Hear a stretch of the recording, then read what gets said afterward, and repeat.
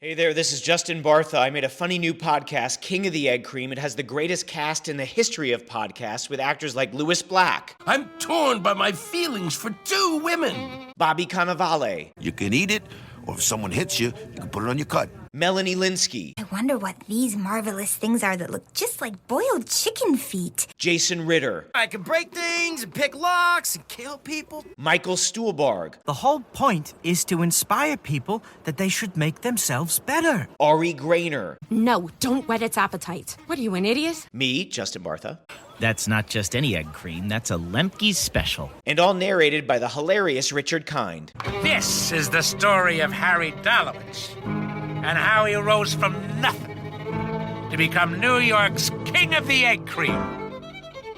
So if you like funny true stories, come listen to King of the Egg Cream, available wherever you get your podcasts. This could all go horribly wrong at any minute. Yes, that's right. The 162nd edition of Louis Black's Rantcast, entitled "The Stupidity is Stupefying." That's right. Beyond it's stupefaction. I will just say this. This is going to continue. This level of madness that we're at, well, I'm afraid is going to go exponentially higher and nuttier and crazier and beyond belief. I've said it last time, and I thought, well, maybe as this week went on, no, and it is exploding across the country and will continue to, as far as I'm concerned. That's my betting money. And it is going to go all the way through the election, and probably for a few months after, if we have to decide yet again if the real election was a real election. That's where we're at. We will get there. This is just beyond anything I could have imagined. That what's gone on this week, and I don't even know where to start.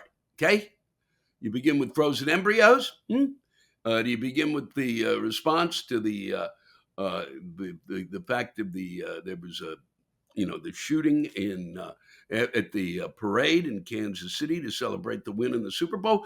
Do we go to the government shutdown possibility, or do we talk about what happened in what's happening in Louisiana in their legislature as they're trying to pass a permitless concealed carry law? Let me just go over where I'm going to be appearing over the next 2 to 3 weeks. Coming up is March 8th. The Red Bank, New Jersey. I'll be rolling into appeared a really wonderful venue, and I mean this. I've appeared there a lot. The Hackensack Meridian Health Theater, inside the Count Basie Center for the Performing Arts. We go on March 9th to the Wilkes Bar or Wilkes-Barre, Pennsylvania, the F.M. Kirby Center for the Performing Arts, followed by March 10th in Munhall, Pennsylvania, apparently just outside of Pittsburgh, at the Carnegie of Homestead Music Hall. And we go to Providence, Rhode Island, to the Vets. They are a beautiful, big theater that I think we're going to have to sell some tickets. So if you're thinking of some place to go, you said, well, Providence, is it worth it? Yeah. People head up to Boston, where I'm actually going to be the next day, March 22nd at the Wilbur Theater. First time, by the way. A lot of comics perform there. This will be my first. I've looked forward to it. March 23rd, yay, Portland, Maine, for the Lobster Roll Festival that I'll be having while on stage. I won't be performing. I'll just be eating as many lobster rolls as humanly possible because I love it. And I'll be at the Merrill Auditorium there on March 24th in Orono, Maine. There are tickets available in a number of those theaters, and some of the theaters are almost sold out. So take a look, see if you can join me. I'd love for you to do it. I had a great week last week, but we'll talk about that because we've got things to do. And this is after what happened in Kansas City. This is after another, can I keep up with the list? No, that's the big one. And then there was another one right after and another one after that. And because this experiment of just handing out guns willy-nilly is really focusing in and create and really curing the problem that we have, which is an overabundance of mass killings. Overabundance by leading the world, lapping the world. Why should we worry about anything else? Why worry about winning the Olympics when we are winning the Olympics of life? Huh? What is the matter with us? We have gone. What possesses us to not even try to come up? Thoughts and prayers. Why don't you know what? It wouldn't even shock me if there was a whole group of gun stores that opened across the country that were called Thoughts and Prayers, and the people went in to shop there. And then they would give 10% back to whatever area just got shot up so that they could put up a sign that says they're so-and-so strong. I mean, and it's the only response we have is to say that we're strong. Because we are strong, but boy, are we stupid. Here we go. Let's begin with the good folks of Louisiana. God, I love going down there. And it's going to be a little tougher now, and just in terms of possibly being something that might make me a little anxious, because the Senate down there is getting ready to, if they have their way, to make it legal. Just the fact that they're thinking of this is beyond comprehension. They want to make it legal for people 18 and older without a felony conviction, because God knows that's not 18. Stop it already. It's got to be 21 for starters. And this is even, but it shouldn't even be for anybody. And I'm sorry, I don't care. This is beyond, this is stupefying. Okay? That 18 and older without a felony conviction can carry concealed handguns without training. Sure, why not? Or a state-issued permit. Are you serious? You've got to pay attention, all right? If just to be able to track the idiot who might have shot somebody, all right, by accident. But meanwhile, they can carry it around. And how do you know that the schmuck who's got a bulge in his pocket isn't a fucking psychopath? How do you know this shit? All right? You got to pay attention. We were able to do this at one time. And people go, well, you know, I don't want to hear it. We did it. We can do it again. It's a matter of sitting down and figuring the fuck out, because we are running out of time. All right? How many ways do you want to figure out how to kill the children? Really? How many different ways do you need? Huh? Son of a bitch. How many different ways? I mean, look at I forgot this while I was setting up to do this today. They've not given, people aren't getting a measles shot vaccination, huh? I mean, that's a highway off the, oh, look, there's a ramp. There's another ramp we can go up, huh? How many ways do you want to get rid of your kids? You to tell me that people shouldn't be getting the measles vaccine? We got rid of measles, okay? It's deadly fucking virus. And well, you know, I just don't know. Well, but you better know, okay? And then the state of Florida says, well, you know, it's okay, even though we're having a bit of an outbreak, feel free to send your kids to school. But what is the matter with us? How is this even possible? Are they giving degrees out like, you know, you go to how are they, what? I look at some of the people who've won Senate, you know, who are senators, who are governors, and they got degrees from major institutions. Where did the head of this health department get his degree? Am I going to look it up? I don't need to look it up. Doesn't matter. Okay? Because whoever gave him a degree didn't teach him anything about fucking measles. I realize I'm a little over the top today. My cage is being rattled way too much, and I'm really fucking sick of it. If this is bothering you, I really don't care, because this is too much. All right? I've sat here and watched this planet spin around, and watched us go from nutty to nuttier to nuttiest to beyond. Blah, blah, blah, blah. Okay, let's calm down. Let's finish up the good folks of Louisiana, who one of the guys had both are offered by the Senator Blake Miguez of. He is a Republican. Stunning, huh? Isn't it stunning? I mean, that would be the case. Well, you know, why did you make a joke about the Democrat? Because this is There's nothing funny about this either way. No more begging the government for permission to protect what is ours. This is about our freedoms, our rights, our safety. So you can carry a gun to a movie theater so that you can protect your fucking popcorn and your jujubes. No, I really can't believe I just said that. That's the word that came to mind. There's 16 other candies, okay? Your Reese's Buttercups. I don't even know what they're selling there now, because once I get my bucket of a Coke and the ton of popcorn and with that fake butter, I'm way too happy to worry about the candy. But this is to protect our rights, our safety. Doesn't protect your right to carry it. If you're carrying a gun, it doesn't protect the right. Okay? It doesn't. If somebody comes up too close to you, you're the right of your space. You could maybe blow his foot off and they fall backwards. I'm stunned by this. Opponents of the bill also said this is a physician, said, so anyone walking into a hospital who's not a convicted felon could potentially be smuggling a handgun, and you say that's fine? And I'm sure they do. The law would hurt the New Orleans Police Department's ability to confiscate guns during major tourism events like Mardi Gras. That's a good place to have that, because then they could actually, you could allow a certain amount of people probably out there to rob people, and that would be just really dandy, wouldn't it? If it appears to be that bulge of a weapon under the clothes, the officer has the ability to stop this person and therefore investigate a little further. That's the way it used to be, Moreno said. Now that's not going to be able to be possible. Well, good news.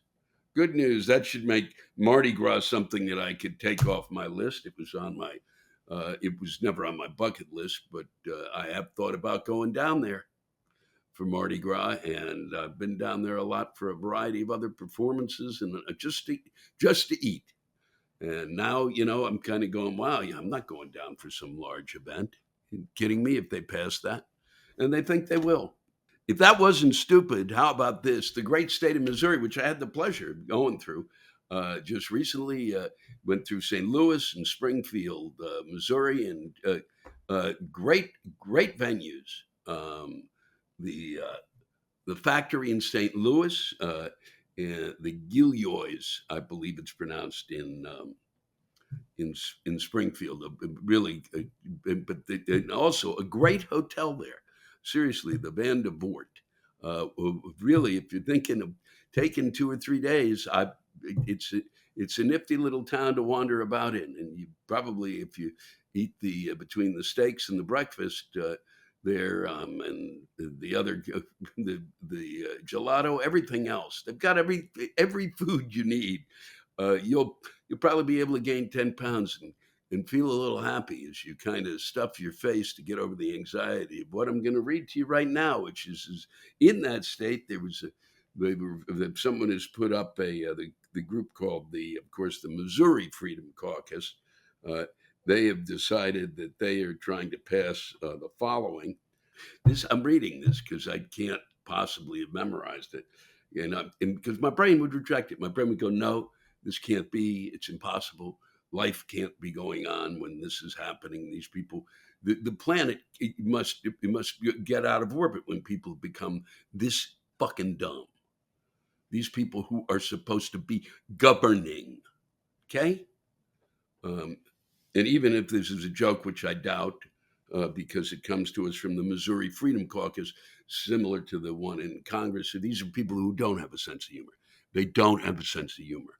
I argued with my opening act, Jeff, about it. So, it's kind of them doing their joke about the fact that the antagonism within the Senate is such that they really were making a point here. No, they weren't.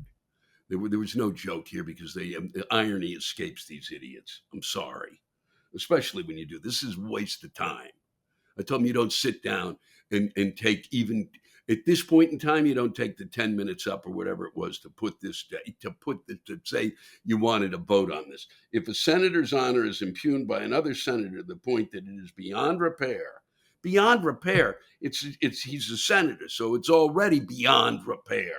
a senator in the Missouri State House, way beyond repair. And in order for the offended senator to gain satisfaction, such senator may rectify the perceived insult to the senator's honor by challenging the offending senator to a duel. That's right. There's not enough stuff to take the wax out of your ears that was formed by me just reading that to you, okay? The trusted representative known as the second or of the offended senator, known as the second. What fucking century am I in? Shall send a written challenge to the offending senator. The two senators shall agree to terms of the duel, including choice of weapons, which shall be witnessed and enforced by their respective seconds. The brain gags on its own. It just creates. This is what creates Alzheimer's. Okay, stuff like this. It creates plaque in the brain because you can't dig out of this fast enough.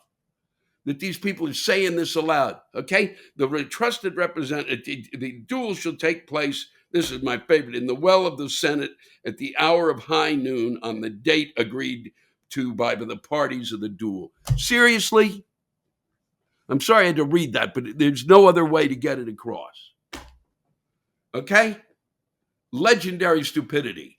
All right? Nothing funny about it. Nothing at all. Just get up. You know, there's no need to send that out there if you want it, because there's some of that. There's just a grain of insanity to that is beyond belief, especially at a time when people are taking, are talking about, you don't need to, and in Missouri where the concealed weapon thing is lunacy too. And you're going to talk about this just by bringing it up. Honk, honk, quack, quack. You're pushing buttons and the buttons don't need to be pushed. All right? Good God.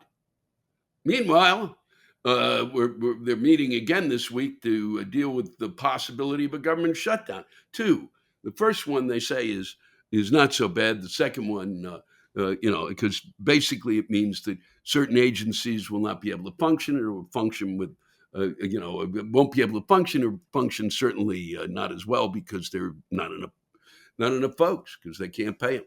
Meanwhile, the Senate will get paid. The Congress, the House of Representatives, those folks will get paid. How's that possible? Okay? That nobody stands up, all right? Because they sat down today and the ghost of Christmas past told them, we can't, we got to pay our bills. Government has to pay its bills. Well, then come up with somebody there has to stand up and demand that if you're going to shut the government down, the first thing that closes its doors is Congress. Okay? And they don't get paid, all right? Or they have to keep working and don't get paid. That would be something that they actually had to keep working. This is what they come up with. We're not going to pay our bills. Fucking idiots. I'm going to repeat this for the 4,000th time. It has no effect on anything, okay? But we decide. They don't decide, all right? The bill has come in. We've already done it. We have to pay for it, okay? It was part of already needed to be done. Just do it. And what did they decide to do? What are they doing instead? We're reaching into each other's pants and jerking each other off until they have blood on their hands. I stumbled through that and I don't care. I don't care because it made me laugh. And it's one of the few things that's made me laugh today. Okay? Fucking jerking each other off until there's blood on their hands. That's what I should have called the Rantcast. But then who's going to really, they wouldn't have printed it. And it'd be like XXXX. And what are you going to do? But what are they up to? Seriously.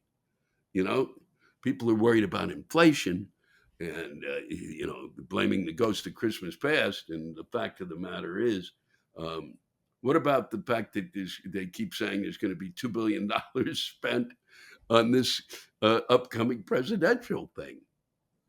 And I'm calling it a thing right now because both are automatons. I mean, it's just they're too old. I mean, this is a presidential thing. $2 billion, right? You're worried about inflation. Let's worry about you worried about pissing away money? We're paying for this insanity. You don't have to pay for it. Okay? Yeah, let them have 3 debates. Come up with something. All right? That's reasonable. It shouldn't be more than $100,000 because they're sending stuff out on social media. You don't need, then they hire people to do their social media? Huh? And we're going to pay for that? What is wrong with us? You know? No.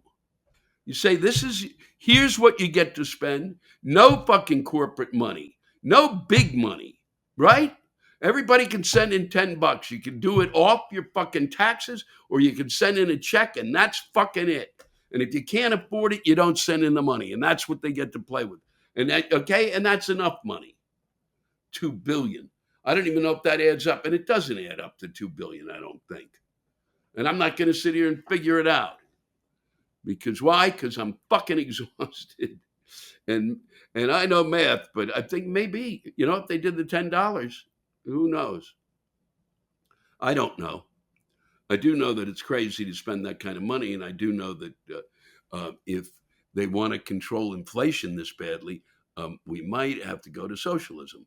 Because that's, and I don't know if that works, because I don't know if in Sweden or Denmark or Norway, which seem to have, at least folks seem to be doing better and have medical and all sorts of things that maybe, I think they may have better ways to control inflation.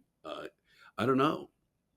But one would think that one way to control it is have the government, instead of sitting around and, with the blood on their hands, that they might think of some creative ways, that they might vote for some money to lower the price of eggs and lower the price of milk and lower the prices of a variety of items that folks really need, and in order to make their lives better. But if you did that, then,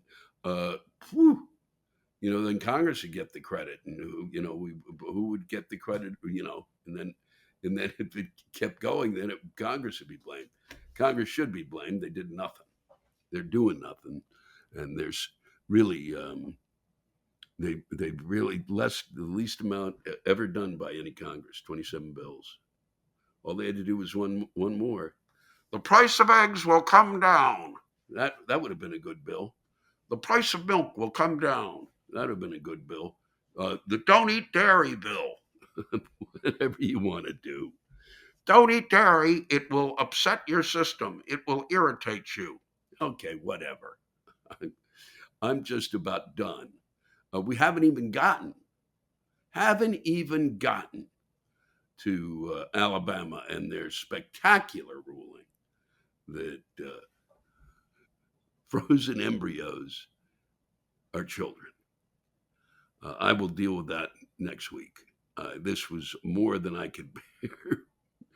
I was going through this, and because that, just saying that aloud, is almost, I can feel blood trickling down here and into my nose, and I didn't want to bleed during my Rantcast. Not the 162nd one. No, siree, Bob. I'll say it, maybe if I practice saying it enough. But can you imagine frozen embryos? No, frozen embryos are hope. Really, that's what they are. They're not children. They're hope that there might be a child. It's for intravenous fertilization. They don't even know what that is. Men just have to stop being allowed to deal with this because they don't get it. And boy, oh boy, I've watched enough people deal with IVF to know. Wow, and they're closing clinics because of it. Because they're, if you actually got, kind of got rid of those frozen embryos, that's like killing a child. No, it's not. It's. But that we'll go to that next week. Well, I need more time to think about it. Not that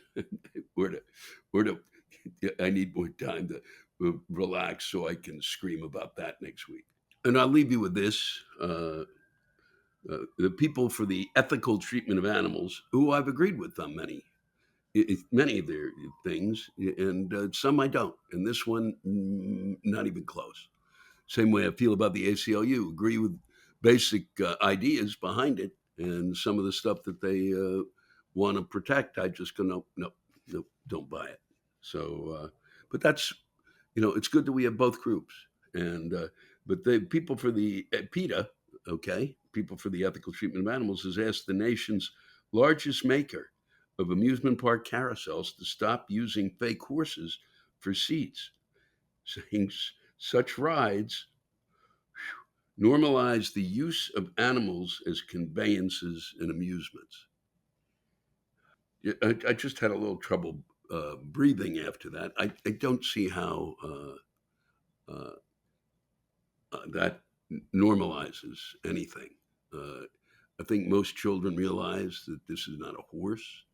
It's a painted piece of wood, or maybe a painted piece of metal now. I don't know. I haven't been on one in years.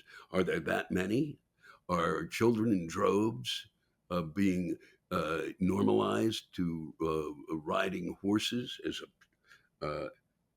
conveyances and amusements? I don't think. Maybe I'm missing something here, but I don't think so. I don't think it's horrifying for a child to sit on a painted pony on a carousel. It goes up and down. Kids know this. They don't feel like they're riding a horse. They're pretending maybe in their heads, and they don't go, "Oh boy," and people are going to ride horses. Okay, it's just the way it is. I'm sorry that it upsets some people. Finishing up within a letter to Kansas-based Chance Rides, the PETA suggested replacing animal seats with spaceships, cars, or rainbows, which are just as enchanting and don't celebrate the exploitation of sentient beings. I think they'd be hard pressed, PETA, to find maybe they have proof that a child somewhere rode on a Ferris wheel. I mean, on a carousel. Idiot. God, my brain is starting to. The cracks are forming, and they're forming because of nonsense and stupidity. Being pounded by it is, I think, in many of us who just want to folks sit down and come up with some common sense solutions for the problems out there. And I don't think that the real problems with like the horses that are pulling carriages in Central Park, that's awful. But I just find it hard to believe that a child really rode a horse and then said, "By God, I'm gonna use horses in just ways that you didn't imagine before." But that's me. And what do I know? All I do is yell, scream, and hope that someone listens somewhere. And I appreciate that you do. And we've got some really great new rants coming your way. And I want to thank everybody for coming out. It was a great run this past 2 weeks, from Grand Rapids to Detroit, to Waukegan, to St. Louis, to Springfield, to the Steel Yard. A great venue in Chesterfield, Missouri, just outside of St. Louis. I thought it was St. Louis I was going to until Kathleen went, "No, you're going to Chesterfield." And I really had a great time. And it is, as always, a privilege and a pleasure to spend time with you. And that's the truth. This comes to us from James Muckle. He was at the St. Louis show, and I wasn't able to read this there, and so I'm going to read it now. He works with the public, so you'll understand.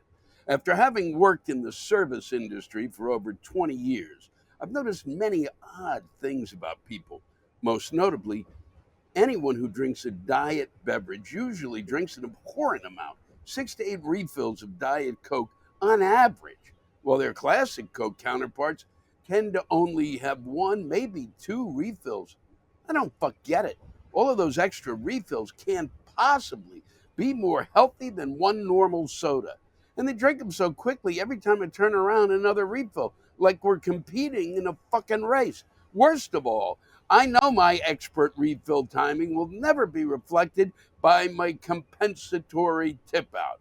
And just to add a cherry to the non-sugar encrusted cake, these diet guzzling gluttons tend to be the same fools who order a large salad with extra dressing only to inform me that this qualifies as their cheat day. I don't know how you manage to work with the public on a daily basis, James, but thank you for sharing that with us. I got a friend, Marklin Baker. He knocks back a few of those Diet Cokes. So I think there's an addictive quality to them. We'll discuss that at another time. This comes from Chris Morrissey, and she has a solution to our gun problem. And there is a problem out there. I think we can all agree on that. Whatever side you're on. And if that is going to be disturbing to you, skip this one, okay? Just skip it. All right? Because I don't have time to listen to you. All right? If you listen to it and have a response, good. But I don't want you sitting there whining. I can't believe, because this is what people are thinking and feeling. That's the deal. Write one in. I have a 10-year-old daughter and an 8-year-old son. Today, when they got home from school, they told me about the active shooter drills they had to practice. Are you fucking kidding me? Is this really the country we have to live in now? I am so fucking tired of hearing politicians talk about thoughts and prayers or mental health, but never bring up a single new idea. So here's mine. Gun sales do not need to be restricted. Heaven forbid we stand in the way of some jack-off's ability to blow his own dick off while stroking his pistol. Instead, gun purchasers should be required to produce 3 character witnesses that will face prosecution if the purchaser commits a crime with that weapon. Interesting. Bans on assault rifles are never going to be passed, so don't try. If someone has a legitimate reason for owning a machine gun, then they should not have a problem finding friends, family members, or community members that are willing to support those legitimate uses. People have long made the argument that we should not restrict law-abiding people from owning weapons. Great, have at it. I won't stop you. If weapons of mass destruction are valued in your community, then you can support one another in purchasing those weapons. The key is that if you are a character witness for the purchase of a weapon, you are now responsible for how that weapon is used. If the purchaser is truly law-abiding, there is zero risk. But if the purchaser goes on to commit a crime with a weapon, each witness will face serious jail time. This should include not only murder and armed robbery, but also suicide. I mean, sure, I can't blame people for being afraid of the government, but I bet we would find out real fast what people are really more afraid of: governmental tyranny or the mouth-breathing knuckle-dragger that always wants to blow something up at the gun range doing something stupid. Now, some may say that would be discriminating against those that do not have a lot of family and friends to support their purchase. I would say that we are not banning those people from purchases, but it will require them to form strong societal connections first. And if that impedes the lone gunman, all the better. Background checks and red flag restrictions are fine, but this gives at least a small number of people strong incentives to actively engage with gun owners and step in if they see warning signs. Well, Chris, that's a terrifically logical piece that you've written, and I've enjoyed reading it, and I'm sure because of its logic, it will be rejected immediately. There are brains right now across the United States that didn't even hear this, and it bounced off their heads. Thank you. Getting something out of a package is a problem for all of us. Well, it's certainly a problem for me. It was a problem for Tyler Turner, and so he needed to get it off his chest. So he sent it to me, the one who also has problems with this shit. And as soon as I read it, I went, wow, I'm going to read this. Louis, it was during the holidays when my wife and I's level of frustration came finally to a head, and I found myself at the kitchen table with a pair of scissors in my hand, cursing the very nature of one of the most stroke-inducing aggravations I have ever attained. I was praying to God, then cursing God, then praying again, then asking for enlightenment into this darkness of frustration. I'll tell you the issue, then explain the problem, which nearly caused my wife and I to pull a Thelma and Louise off the cliff hand in hand. The packaging of batteries. Yep, the manner in which they do it is criminal. Yes, criminal. Engineers who design the packaging of batteries should have their diplomas revoked. Is that possible? Do universities do that sort of thing? They should for these assholes. What were they taught? This is how you make it impossible for anyone to steal or ever use. Apparently, battery companies want you to buy their batteries, but never use the batteries.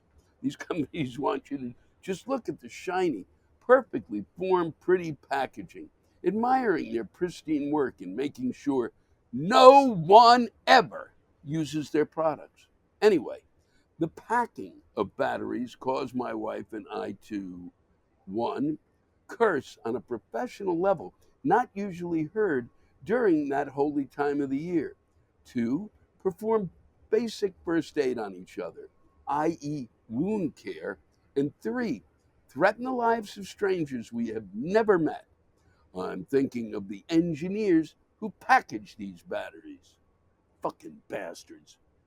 My wife takes holiday decorating very seriously, Louis. You don't mess with her and her decorations. Martha Stewart ain't got shit on my wife. But for several years, my wife has decided that instead of real candles, which, let's face it, might burn down the house, she has to switch to battery-powered timer-activated candles. Lots and lots of candles. Our house during the holidays shines brighter inside than it does outside. It's beautiful, but my yearly Christmas bonus from my work goes exclusively to batteries. They're expensive as fuck. And the packaging is, well, think about this. I'm seriously writing to you so that I can complain about the packaging of batteries. That's how bad it is. That's where I am, Lou. That's it. And as I write this, my dog is snoring behind me.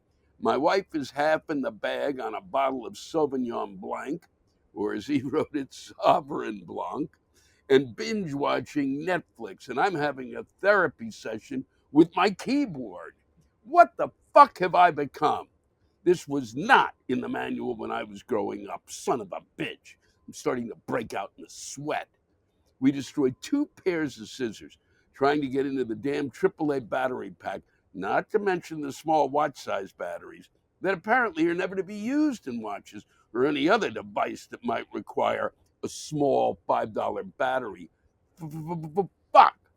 My wife and I, as a result of the scissors destruction and packaging assault, ended up bleeding from our hands and engaged in medical triage, trying to determine whom was bleeding more and what wound was more serious. It was mine, of course, trying to bind my wounds with her bloody hands, and I'm doing the same to her, left our kitchen and bathroom looking like a murder scene from a horror movie. What the fuck have we done? While this was occurring, the dog kindly and quietly ran to the basement. Even she saw the madness that was developing. And after an hour of this fucking horror show, my wife and I, with bloody hands and a warlike stare in our eyes, finally were able to achieve the ejaculation of the batteries from their packaging. God, I've had some good orgasms in my life, Lou, but this example of coming was magical and left us both breathless and exhausted. Well, the light shined brighter that night as the new batteries put forth their blazing energy. We both sat down to enjoy a drink and what our sacrifice had accomplished. And after 15 minutes of silence, my wife and my wife and I just staring at each other, she politely and matter-of-factly mentioned, those batteries will only last for a few weeks, and we will need to replace them. And in my head, my response was, are you shitting me? Seriously, are you fucking shitting me? These fuckers better last past Christmas, or we are switching to real candles and taking our chances with fire. But my actual response was, Thank you, hon. I love you too. Louis, all this being said, I almost forgot to mention my job is with one of the largest consumer packaging companies in North America. Figure that the fuck out. But I work in finance, thank God. Thanks, Lou. That felt good. Time for a cocktail. That was quite nice, Tyler. A tale that needed to be told. I just had a fucking problem with that little fucking watch battery bullshit myself. Thanks for sharing. This comes from your pal. No mention of a name, I guess. I guess he doesn't want to lose his job, or she. I work in animation, and now that I'm inching up the ladder, I have to talk to clients every month. Here's a question I have. Why couldn't they have designed AI to replace executives instead of artists? The notes I get from executives are so inane that I can't understand how they got to where they are today. How do you fail so far up the ladder? Huh? Sometimes I imagine these notes on a live action movie set. Imagine you're in a movie. You've got the script, you've memorized your lines, you know your motivation. You're ready. The director shouts action, and you're on top of it. You think you nailed it. Now imagine he shouts cut and says, "Can I give you some notes? Fix your acting." Okay, try again. Action. Logic would dictate that if you thought there was something wrong with your acting, you wouldn't have acted that way, right? Huh? Regardless, you go again. You try something new. Cut. Your face is wrong. Action. My face is wrong? You roll the dice and try some different, nuanced eyebrow movements. Maybe they'll like this. You have no way of knowing. Cut. I'm going to give you 3 suggestions on different things you could try. I won't say which of the 3 I actually want, but whichever one you choose will be wrong. Okay? Go. You give it 3 more tries. You know what? I like the first thing you did. This is a great idea I just had. Go back to that. But now I'm not paying you because you did it wrong so many times. Welcome to my life making preschool television. I can't imagine that for preschool. I can't. I've been through it. I have sat in rooms with executives from television networks. I was once told by the TV network, actually, the people who had written a pilot for me were told, this is true, that it was, and this is before a number of shows had gotten on FX, but early on when FX was breaking out doing their stuff, way back, about 25 years ago, we were told that the script was too funny for FX. Did you hear me, my pal? Too funny for FX. You really, I read yours mainly because I think the brilliance that your brilliant idea is really at the very beginning, and that they should have designed AI to replace executives and not the people who actually do the work and know what has to be done. Thank you. First is from Pat Casey, and it's what in the actual fuck is going on with politicians in Washington and most states these days, in the past 50 years for that matter. It's both sides too. No one represents the people anymore, and they're only looking out for themselves. Half of them freeze like a fucking 1990s gateway computer on dial-up internet, having a mini stroke, waiting for their game of Where in the World is Carmen Sandiego to finish loading. Wow, that's impressive, guys. I feel like they're all the original Nintendo, where you had to blow hot air up the game's electronic ass to make it fucking work. Why are these people making decisions for us?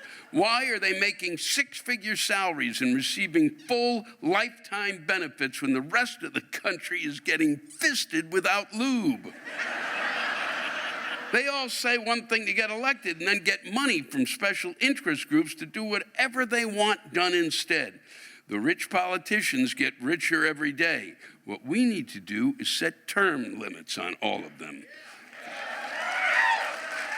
Cut their cushy fucking salaries when they only work 2 months out of the year anyway, and make them all have, I love this, regular jobs so that their decisions affect them too. Time for an overhaul. Thanks, Pat.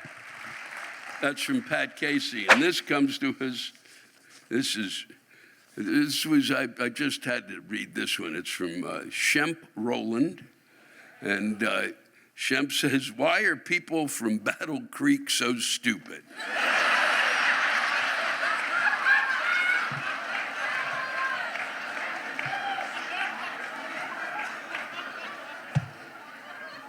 I believe he was there last night. He said, "I've lived in Grand Rapids all my life, but with my job, I have to call people from all over the state. Every time I see the area code for Battle Creek 269, I know I'm about to hear the dumbest shit I've heard in my fucking life. Nobody can read, and nobody will read." Thank you, Shemp.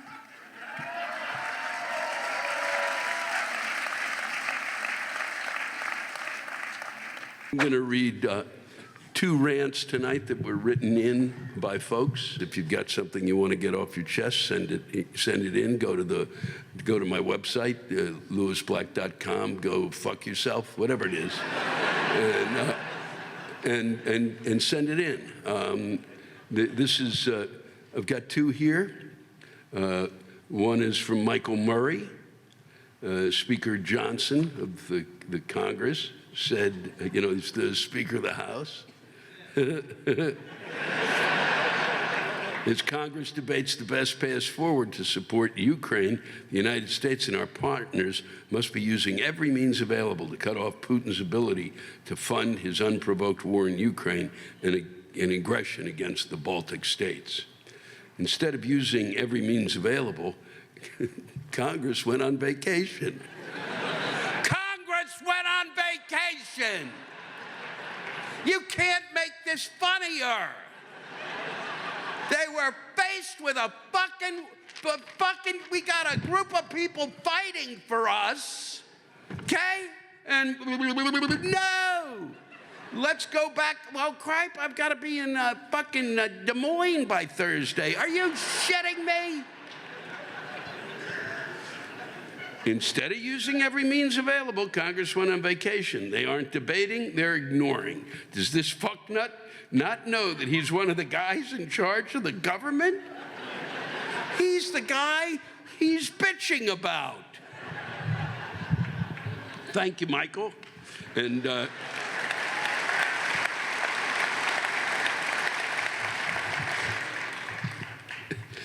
Mark Werner sent this in. This was written a year ago. What's staggering is I've got a ton of stuff in my in that fucking iPad. God, if I could fucking, if there is something that I'd like to take a hammer to, it's that piece of shit. But this is a year old. It still applies. It still applies.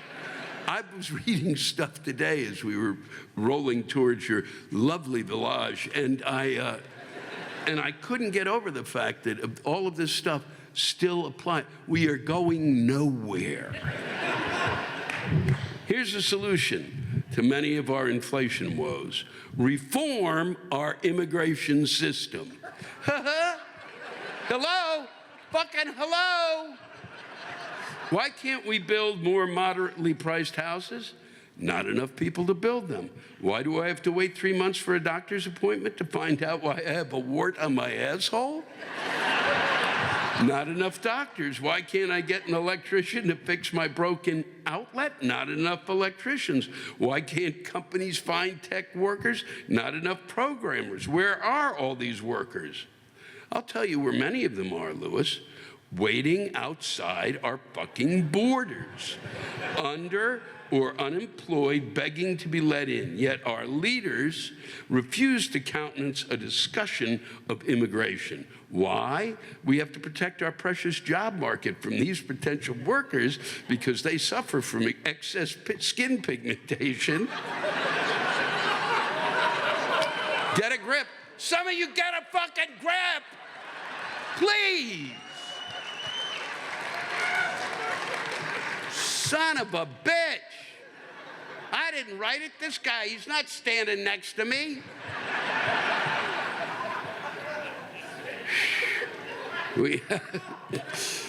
I really love that line. We have to protect our precious job market from these potential workers because they suffer from excess skin pigmentation or they talk to the wrong dead guy in the sky.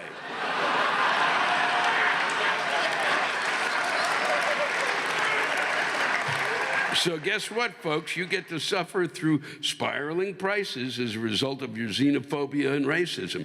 And the truly comical part of this that pretends our coming doom is that the Republicans and Democrats alike seem to want more of this insanity. They protected our labor markets with racism, cloaking it in a false pretense of patriotism. And this is the result. Welcome to hell, assholes. You did a great fucking job of making America great again, so suck it up, bitches. It's only gonna get worse. Thank you, Mark.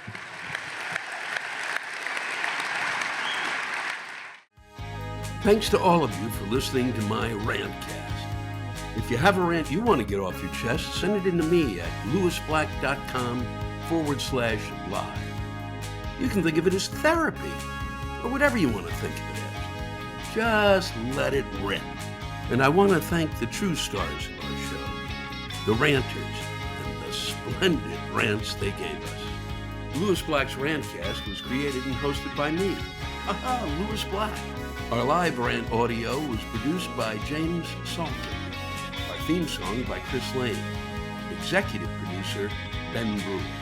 Executive producers, Matt Kleinschmidt and Robert Kelly.